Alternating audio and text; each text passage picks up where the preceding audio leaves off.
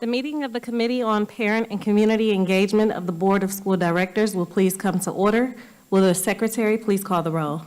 Director Leonard has asked to be excused. Director O'Halloran? Here. Director Steamson? Present. Director Zombor? Present. And Chair Carr. Present. That's 4 members present. 4 members present. The Pledge of Allegiance was recited at the previous meeting. Before we begin tonight's meeting, we have a short announcement regarding interpretation services for the Spanish-speaking members of our audience.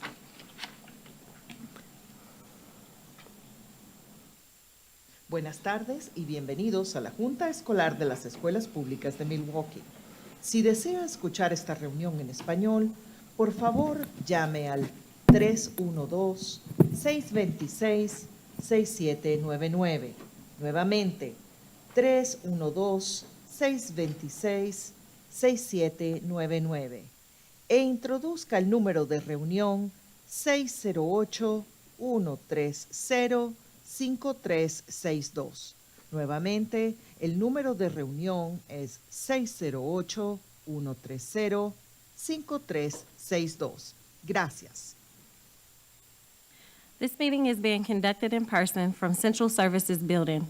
In order to allow as much public access and participation as possible, this meeting is also being broadcast via live stream on the MPS website and on the MPS YouTube stream, the links to which may be found on the MPS website on the broadcast page.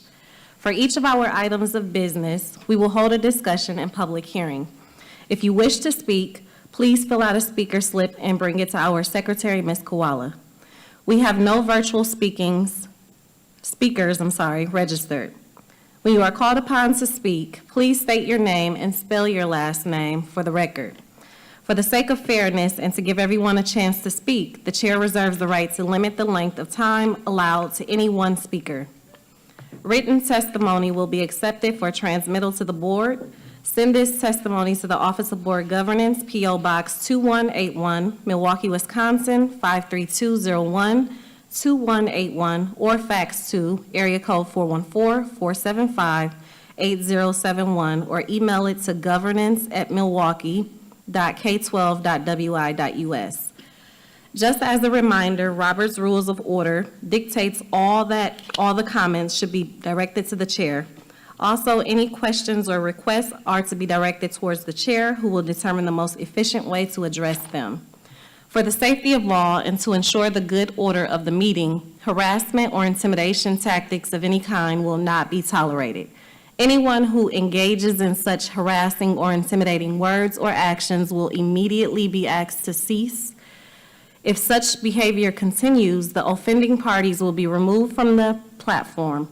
Anyone removed from the platform may continue to listen to the meeting or access the agenda items online. However, the individual will not be allowed to rejoin the meeting. Also, no one other than members of the board, designated staff, and those who have been invited to present or participate in items of business will be allowed on the stage before, during, or after meetings of the board and its committees. Finally, for our listening audience, if you wish to access this evening's agenda items and attachments online, you may do so by visiting the meetings, agendas, and minutes page of the MPS website. Now let's begin, Madam Secretary. Item 1. Madam Chair, before I call that item, for the benefit of the listening audience, Director Jackson is also on the board floor. Item 1 is a report with possible action on family and community engagement, the District Advisory Council. This is an informational item. Although it has been noticed for possible action, no action is required. Would the administration please present the item? Madam Chair and members of the committee, Keith Posley, Superintendent of Schools. The item before you on this evening's agenda is a report from the Department of Family and Community Engagement regarding the District Advisory Council, most commonly referred to as the DAC. This evening, Christy Stones, Director of the Family and Community Engagement, will present this item. Joining her will be Joelle Warren, Executive Committee Co-Chair of the DAC, and Jennifer Buchanan, a parent delegate from 81st Street School. Following the presentation, we'll be more than happy to entertain any questions that you may have. Christy. Good evening, Chair Carr and members of the committee. Again, my name is Christy Stone, Director of Strategic Partnerships and Customer Service here at MPS, and we're excited to provide you with an update on the work happening with the DAC. As we look at the 5 priorities for success, family engagement is critical across all 5 areas, in particular, improving district and school culture. Our work to empower families across the district is extremely important, and we want to make sure that families not only have the tools and knowledge needed to be active in their child's education, but also have the opportunity to build peer networks and relationships with their school community. And one way we help to achieve this is through our District Advisory Council. Before I turn it over to our presenters this evening, I want to provide a short recap about the purpose and function of the DAC for our listening audience. The District Advisory Council, or also known as the DAC, was established to ensure that parents of students here at MPS have an opportunity to share their ideas about the needs of children, assist with the planning and operations of programs, specifically Title I, and have a voice in district decision-making. The DAC is made up of 2 parent representatives or delegates from each school who attend our monthly meetings. They're held the first Thursday of each month at 6 o'clock to 7:30 p.m., and those meetings are open to the public. This school year, the DAC has already had numerous important topics that currently impact our district on their agenda, and they have a robust agenda of items that they plan to focus on between now and their last meeting in May, which we'll hear more about shortly. To ensure that all families that have a desire to participate in our meetings, Spanish interpretation services are offered at every meeting, and other language interpretation services are available upon request. So without further ado, I'll turn it over to Joelle Worm, DAC co-chair, and then we'll hear from Jennifer Buchanan, parent delegate from 81st Street School. Joelle? Director Carr and members of the committee, my name is Joelle Worm, and I am co-chair of the Executive Committee and a parent delegate of the MPS District Advisory Council, or DAC. I am a proud parent of students at Maryland Avenue Montessori School and Ronald Reagan IB High School. I myself was an attendee and graduate of McDowell Montessori School and Jackie Robinson Middle School. I also had the pleasure of teaching dance and movement to MPS students for over 10 years through DanceWorks outreach programs, and got to work with MPS students from Clark Street, Lancaster Elementary, Alba, Cass Street, and Maryland Avenue Montessori. As a program director at UWM, I worked to recruit teachers into district and retain them through professional development and support programming. I am a staunch believer in the richness and importance of public education. I became involved in the DAC through my school's amazing parent coordinator. I was curious about a citywide committee of parents and agreed to sign on during the 2021-2022 academic year. What I found was an incredibly passionate and caring group of parents, educators, and colleagues who came together each month with a dedication that astounded me. As a Milwaukee native, I know the diversity of our city, yet it wasn't until I sat in the DAC that I had the opportunity to truly consider so many of the experiences occurring across our city and within our schools. I was touched by the positive notes section of the agenda, where we got to hear about all the good things our schools and students were doing. I continue to remain impressed by the extremely active chat, where participants ask smart questions of presenters and show loads of respect and support for each other. Oh, good. Part of the job of the DAC Executive Committee is to create the agendas for meetings. For the years I have participated in the Executive Committee, our topics and invited guests have come as direct suggestions by members of the DAC, either through surveys or by brainstorming sessions during DAC meetings. It is the Executive Committee's hope that agendas reflect the participants of the committee and respond to their requests for information and dialogue.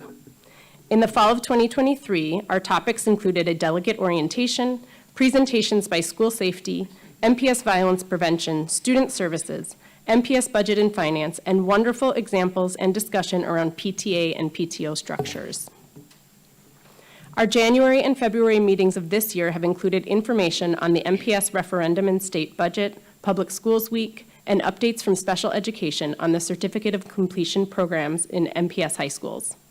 Since 2020, DAC meetings have been held virtually, which supports attendance and balancing responsibilities of home and work and meaningful participation.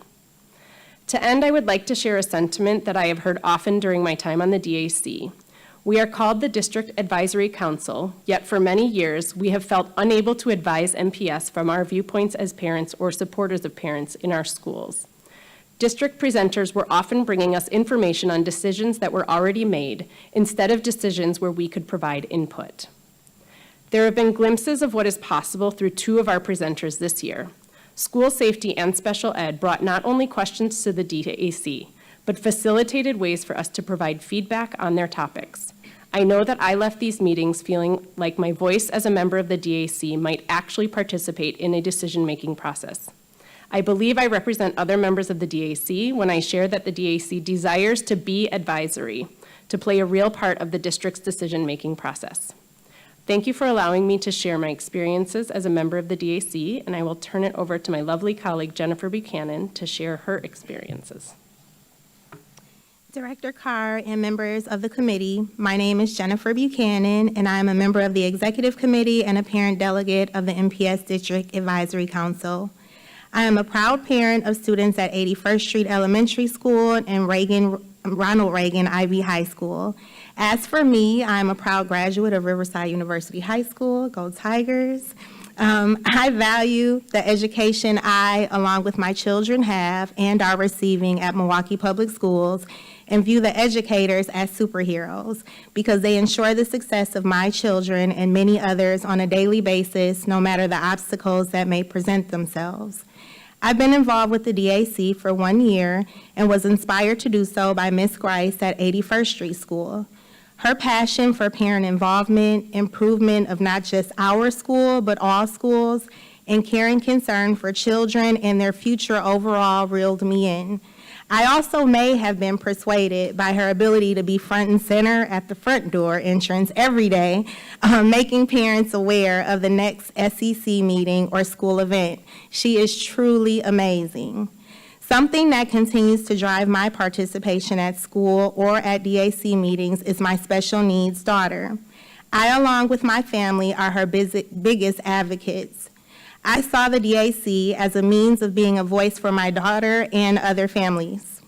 During my time at the DAC, I've shared information back to parents at not only 81st Street School but other schools and have encouraged their involvement.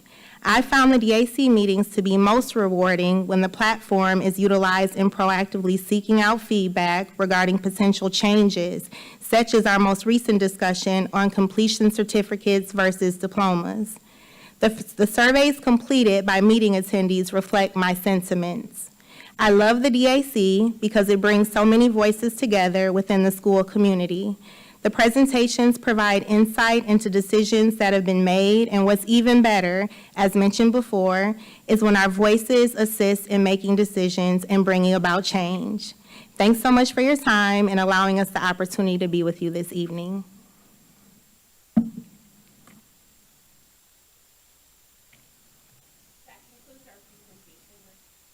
Questions you may have at this time. Thank you. Are there any committee members who wish to make comments or ask questions? Director Singleton? Thank you. Thank you very much, Chair Carr. First, thank you very much for your activism on the council and on the advisory committee. And I agree, Ms. Bryce is a force to be reckoned with. I love how both of you actually mentioned the parent coordinators at your schools and the important role that they play in engaging our families in activities like this. So not to you, but I guess to administration, both of our parents tonight talked about increasing that idea of it being an advisory, that being an advisory role, an advisory committee. I'm wondering if there have been any thoughts or conversations about how to increase those opportunities. Administration? Jameson, Christy Stone, Director of Strategic Partnerships and Customer Service. Yes, we certainly took the feedback from the DAC that they want to be more involved. We are hearing the topics that they want to have presented to them, making sure that we have presenters in front of them and keeping them informed about what potential changes may come about and making sure that they have an opportunity to provide input on some of those changes. Some of it is informational, but absolutely, we're trying to be more proactive in allowing our departments to get in front of the DAC and ask those important questions as decisions are being made. Any thoughts? Anyone else? Any other members? Committee? No? Okay. Are there any public comments? Request to speak on this item, Madam Chair. All righty. Madam Secretary, next item, please. The next item is item 2, a report with possible action on Milwaukee Public Schools Community Partner, Safe and Sound. This is an informational item. Although it has been noticed for possible action, no action is required.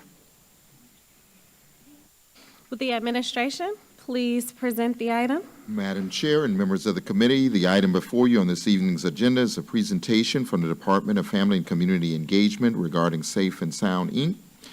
To present this item, I have with me Christy Stone, Director of Family and Community Engagement, supported by Lynn Grebs, Director of the Department of Recreation. To present on behalf of Safe and Sound, Inc., we have with us the Executive Director, Bridget Whitaker.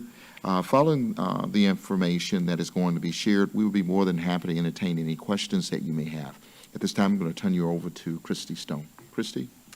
Good evening, Chair Carr and members of the committee. Christy Stone, Director of Strategic Partnerships and Customer Service here at MPS. I'm pleased to have the opportunity this evening to spotlight one of our community partnerships from Safe and Sound.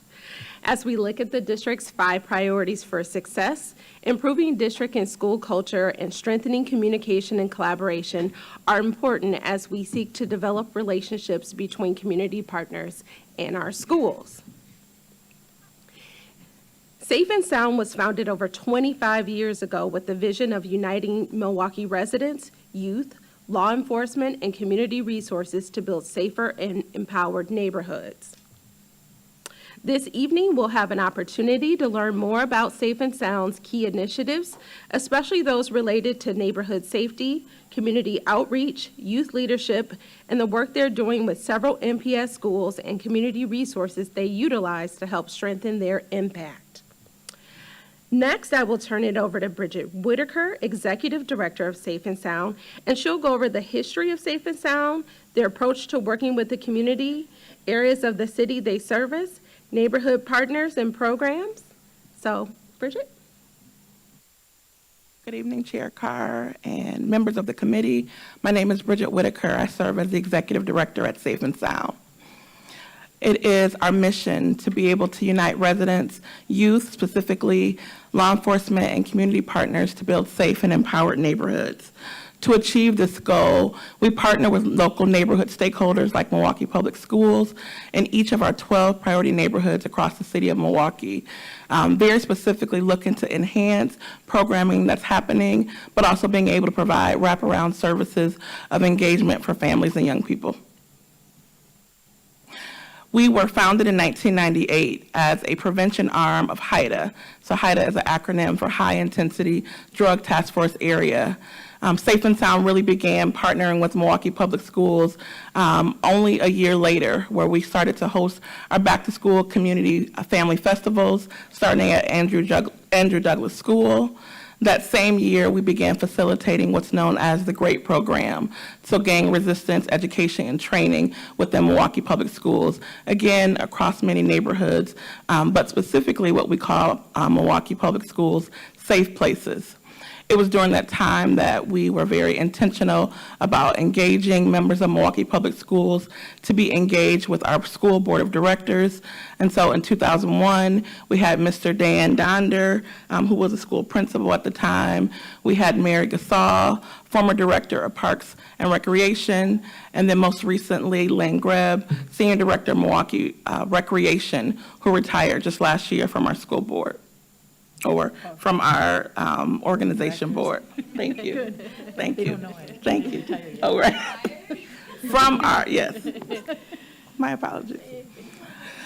A few programs that our youth organizers facilitate within Milwaukee Public Schools One very near and dear to my heart is our Youth Preventing Violence Program, also known as YPV.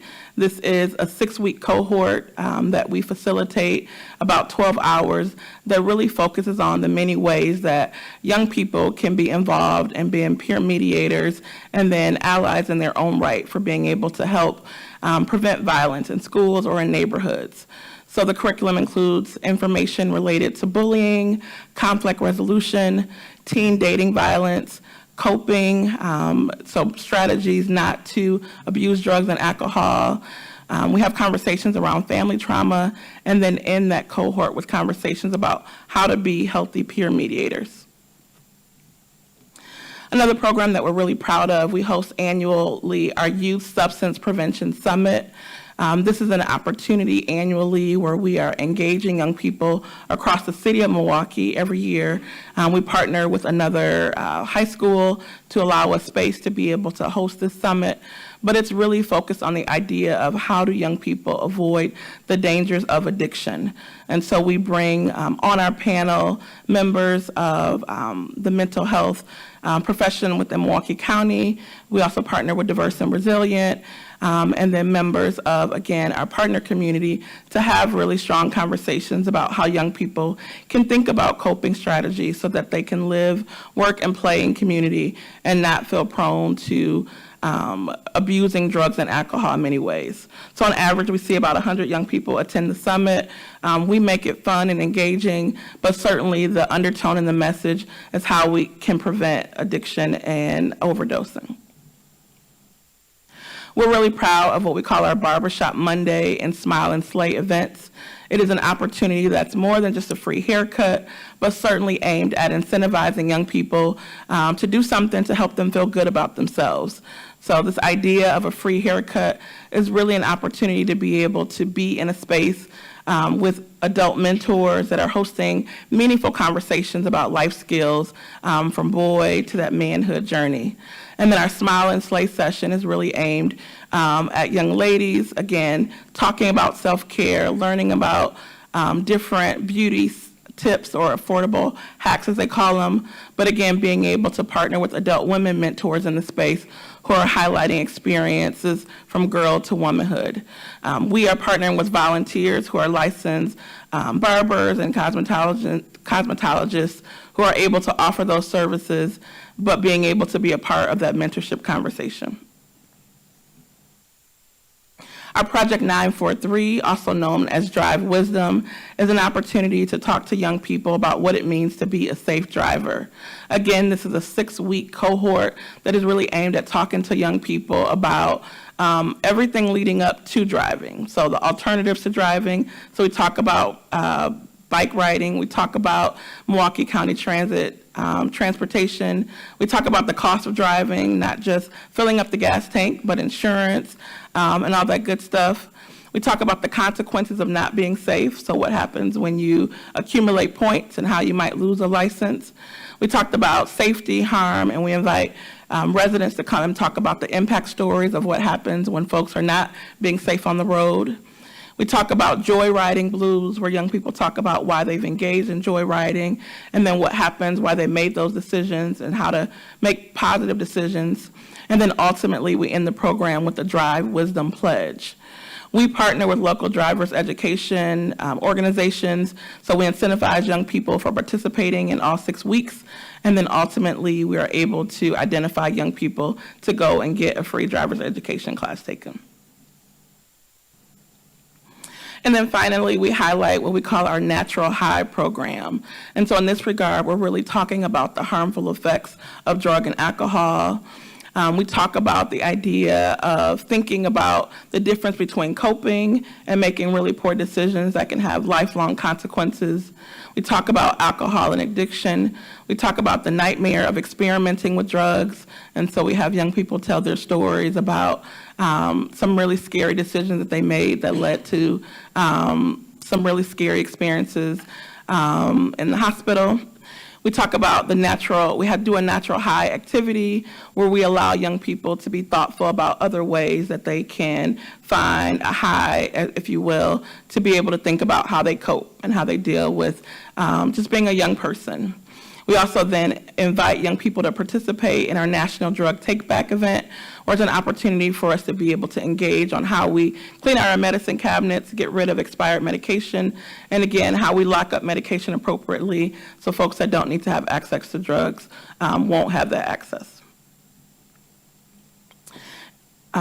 A number of youth activities that Safe and Sounders facilitate through our neighborhoods, again with Milwaukee Public Schools, from youth-led community improvement projects to intergeneral conversations. So there's an opportunity to talk about when I was a kid, which sometimes feels very long ago. We do restorative justice circles called HOPE. So HOPE stands for Hear Our Pain Expressed, where it's an opportunity for young people to talk about some traumatic experiences and how they've been able to find peace and restorative healing and being able to talk about it. Last year, we hosted a youth essay contest where we had an opportunity to be able to ask young people to write about what they think it means to have a safe neighborhood, and we're able to award 3 young people who are Milwaukee Public School students a scholarship for participating. And then every year, as we kick off our Safe Summer, we host a youth open mic, which is an opportunity for young people to perform in whatever art form they choose to be able to express their excitement and their love and pride for their neighborhood. Safe and Sound works in 5 Milwaukee police districts across the city of Milwaukee. So districts 2, 3, 4, 5, and 7 is where we find the hub of our work. The following slides really just highlight the different neighborhoods that we've prioritized. And so we'll start here briefly with District 2, which includes Clark Square and Layton Boulevard West. You'll see a few schools that we work out of in that district, from Longfellow Elementary to South Division. Working closely with MPS Rec, our Twilight, so we are hosting those youth preventing violence workshops to 6th through 12th graders. In District 3, Metcalf Park and Midtown, we really focus in North Division, where we host a lot of reckless driving workshops for 9th through 12th graders. District 4, we work in neighborhoods Westlawn and Thurston Woods, also known as Old North Milwaukee. In that capacity, we work at Carmen, Vincent, and Madison High School. We have been, again, involved with the MPS Rec and Twilight, and then we really have been asked to come and support a lot of the youth preventing violence workshops, not always in that 6-week sequence, but being able to offer that support when needed. District 5, we work in Amani and Harambe, from Andrew Douglas to Hopkins Lloyd to Our Avenue School. Lots of opportunity to work with 5th through 8th graders. Been very thoughtful about self-love engagement activities, allowing young people to be thoughtful about ways that they want to feel good about themselves, and finding opportunity to bring those type of engagement sessions to those 5th through 8th graders. And then finally, District 7, we work in Parkline and Sherman Park, from Marshall to Congress to Townsend. Been able to do a lot of mentoring and tutoring during office hours that have been set by those schools, a lot of those HOPE restorative justice circles. And we've done something new this year called the Art of Storytelling. We're allowing young people to be able to use art as a way to be really thoughtful about how they can feel safe at school, at home, and in the neighborhood, and then being able to partner with other members of our team to be able to help them think about ways that they can do that, not just during the school year, but throughout the year. Last year, we're really proud that we engaged over 4,000 youth across our districts in youth-focused events, very similar to the workshops that I've talked about. Most of our work is really engaged in front porch conversations.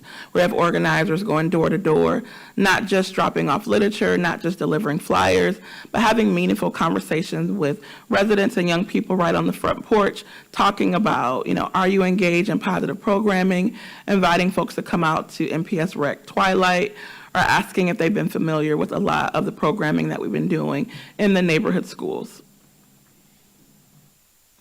And this last slide just highlights a number of schools that we've been engaged with over the past several years.